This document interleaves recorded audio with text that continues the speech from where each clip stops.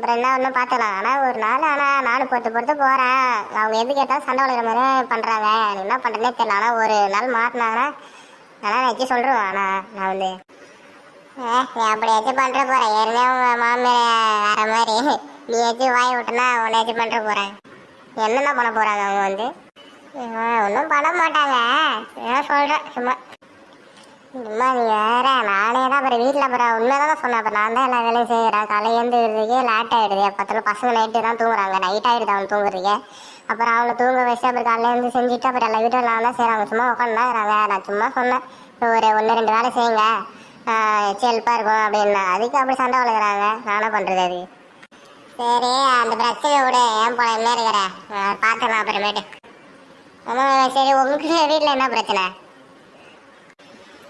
அடா நீ சொன்ன பிரச்சனை சாப்பாடு செஞ்சேன் கொஞ்சம் என்ன அவங்களுக்கு பிடிக்காதுதான்